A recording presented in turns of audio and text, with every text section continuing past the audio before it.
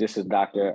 Amin, who says when a trauma causes you to become stronger, it's called post-traumatic growth. PTG happens in about 10% of people who experience traumas, and includes a deepened spiritual life, a new appreciation of life, a vision for new possibilities, and a positive change. 10%, why is that? Why is it so small? Because the traditional medical system is not necessarily about growth. It's about sustaining. But post-traumatic growth is something that we all have the ability to grow. We all have the ability to grow from traumatic events, and but you need the right tools. You need the right understanding. That's why only so many people who experience it are able to grow from it. And because we don't have the right tools widespread and the understanding, even though it's starting to grow, this quote on the right, this is the reason why mental health issues would be the medical problem of the 21st century, no question. But yes, because we don't know how to regulate, we don't know how to reprogram, and so we stay stuck and we live. Whatever we experience, we just live like that and carry that to the grave with us. And we don't have to. Let's go next. The second impact of trauma is So trauma comes back as a reaction, not a memory. It's not that you're remembering things when these triggers are happening. That's just the body's natural reaction to what it perceives as threat. Again, it's going to process everything in its being. And if it's anything that reminds the brain body of an event that it was not safe in, it's going to have a trigger, unless you start to, again, address the brain and the body and to dissipate the triggers. Now, this is Dr. Gabor Mate, and he's going to talk about the impact of trauma and addiction. Disconnect from other people. The second impact of trauma is you disconnect from other people. No, you just don't trust others. You feel very much isolated and on your own. So addiction is a very lonely kind of thing. Even if you use addiction to connect with other people, you're using it because you feel isolated. So there's a disconnection from other people, mistrust, and isolation. That's the second impact of trauma.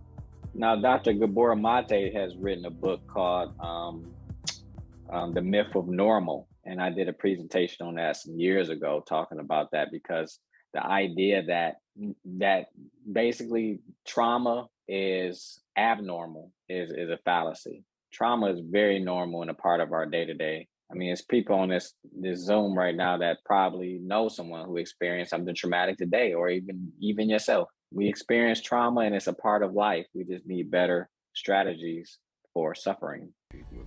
So this is one of my favorite clips from The Matrix, because as we look back at everything I discussed, the question is, are you seeing clearly? Next question is, have you really seen anything? Because when you look through a trauma lens, that's not you. The perceptions that you see life through, if trauma is at the forefront, if those are your lenses, trauma lenses, that's what I call it, awakening from the trauma matrix, that's not you. And people mistake that as being their personality. That's not you. That's just the suit, the technology trying to keep you alive. So this is when Neo first came out of the Matrix here on the movie The Matrix. Spoiler alert if you've never seen it.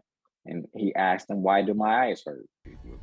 That clip right there, if you don't know really what that means, that small clip, he said, "Why do my eyes hurt?" And Morpheus told him, "You never used them before," because he lived in this simulated reality that he thought was real. And it wasn't until they actually brought him out of that he was actually using his real eyes for the first time. This is why, again, I call it the trauma matrix. When you get the trauma patterns to dissipate and those triggers to dissipate, now you have space and you're able to see through a different lens. And that lens is going to be the lens of your real eyes and the first time you've probably seen in your life. And this is something we have when people come into Inception. We see people all the time where they're having these revelations. Oh my God, I just realized that my parents and my family I need to get away from them. These are some of the revelations that people are having. Well, why couldn't you see that before? Why? So back to the thing, when you see people going through things and they know they should leave a certain situation, but they don't. Why do they stay? Because of the programming. The programming is too strong. And that's why you have to do health-based modalities so to get some space. And how you get that space is by becoming quiet. We've heard this before, maybe church settings, they say go into a closet and pray and things of that nature. But the reason why they're saying that is because when the brain and the body is constantly dealing with, it needs a break. And that's where Dr. Einstein here is talking about the modern day nervous system craves disconnection. We have so much stimulus that's taking place on a day-to-day basis just from social media has created a monster. And even though it's just a resource, we don't know how to use that resource, just like we don't know how to use other resources, because our internal resources, we don't even know how to use. So when there comes other tools like the internet or social media, instead of using it in a resourceful way and becoming its master, it's become our masters. The same way food has become our master, the same way spending has become our master. Because the real truth is, if you just think about this, everything we're trying to do is to try to feel better. Mm-hmm. That's the basic thing. We're trying to feel better. When you think about anything that you want, I always ask the question, well, why do you want it? I say, well, I want it because of X, Y, and Z. And basically, when we go down this path, we always get to the point of they really want to change the way they feel. But the body and the brain is a pharmacy. It's creating all your emotions and your feelings. It creates everything. Without your body, you have no feelings or emotions. So where is the feeling or emotion taking place? Not outside of you. You might have had a stimulus cause your body to respond in a specific way, but the response still came from you. This is called living from the inside out. And this is why so many people talked about having imaginations when we were kids, because the imagination is what created the response in your body. The brain does not know the difference between what's real and what's fake. So if you can imagine something in your mind so strongly and you feel that in your body, then you just remove the middleman to your state of emotional consciousness. Because the middleman that we've been programmed by is the capitalistic branding of you need this to feel better. You need these Jordans. This is going to give you the confidence you need. You need this BBL. This is going to give you the confidence that you need. But the confidence, where does it come from? It's still coming from inside the body. So let's go next. David, I wanted to just go back to when you were talking about people who know they figure out that they have to get out of certain situations. For example, I need to, stay away from my mom or dad, right? In situations where they are, negative triggers for them. So how about like when you have situations where, especially culturally, I know a lot of cultures, even if, the person is raised in a traumatic household, instead of dealing with the trauma, a lot of times culturally, they'll just sweep things under the rug. So like that whole idea of, oh, you're not going to be around mom and dad because they're a trigger for you. You can't do that. That's disrespectful.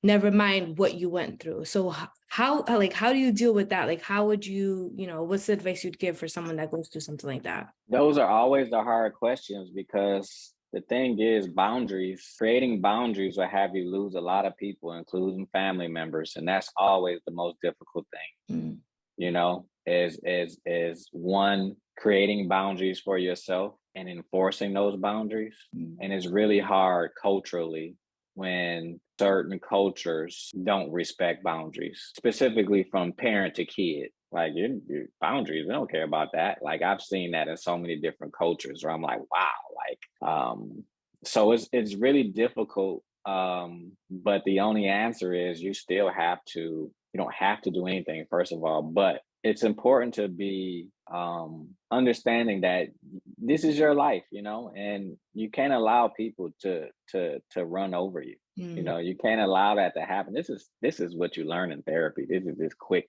steps to therapy. You're going to learn that you have to become your own parents. My mom always says you have to find your mother and father inside of you. And then too, again, you just have to protect yourself even from the loved ones around you. I have family on both sides. I probably don't engage too much with either side to that degree, because it's not something that's healthy for me, so it's not an easy answer to it. It's an easy answer, but it's not an easy task, is what I should say.